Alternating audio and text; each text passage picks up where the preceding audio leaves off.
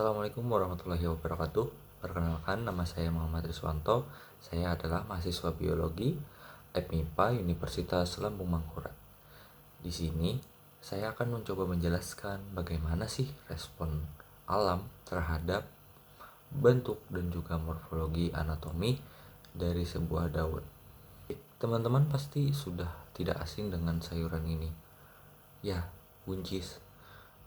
Sayuran favorit ini sering kita jadikan sebagai lauk utama di hidangan, masakan, dan juga makanan kita. Namun, tingginya permintaan buncis ini di pasar menyebabkan kekurangannya lahan pertanian untuk mencukupi kebutuhan tersebut. Wilayah Indonesia yang makin sempit untuk lahan pertanian menimbulkan banyak masalah, yaitu sistem pertanian tumpang sari menjadi solusi untuk keterbatasan lahan pada era sekarang. Namun, sistem tumpang sari akan berpotensi mengurangi respon terhadap cahaya untuk tumbuhan tersebut.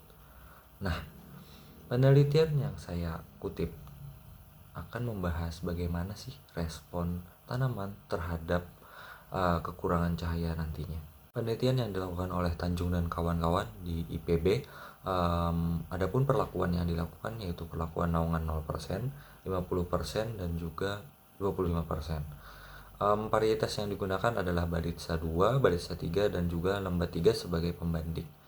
Rancangan dilakukan secara rancangan percobaan rancangan petak tersarang, yaitu sebanyak 4 ulangan.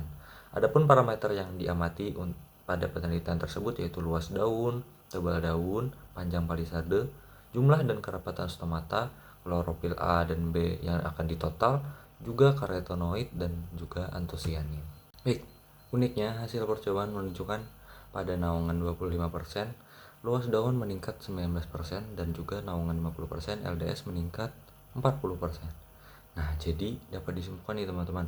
Artinya daun lebih lebar dan tipis untuk menangkap cahaya lebih banyak. Pada naungan 25% tadi disebutkan luas daun meningkat sebesar 40%, dan juga naungan makin tinggi naungan maka meningkat juga sebesar 40%. Artinya frekuensi peningkatan akan terjadi ketika tanaman mengalami naungan yang lebih tinggi.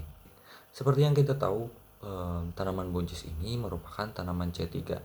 Tanaman C3 memiliki ciri khas ketika ternaungi, dia akan menjadi lebih tipis daunnya dan juga palisadenya akan lebih pendek. Temuan selanjutnya, hasil pada naungan yang lebih banyak menemukan jumlah kerapatan stomata menurun, jadi menyebabkan penurunan konduktansi CO2 dan juga bisa menurunkan fotosintesis jika cahaya dalam kondisi rendah. Dari penelitian tersebut bisa kita simpulkan bahwa tanaman buncis tegak memiliki mekanisme adaptasi terhadap naungan, yaitu meningkatkan luas daun, menipiskan daun, memperpendek palisade, menurunkan jumlah stomata, dan juga menambah jumlah klorofil dan karotenoid pada strukturnya. Jadi makna yang dapat kita ambil pada penelitian tersebut adalah tanaman juga mampu memaksimalkan penangkapan cahaya sekaligus meminimalkan kehilangan energi.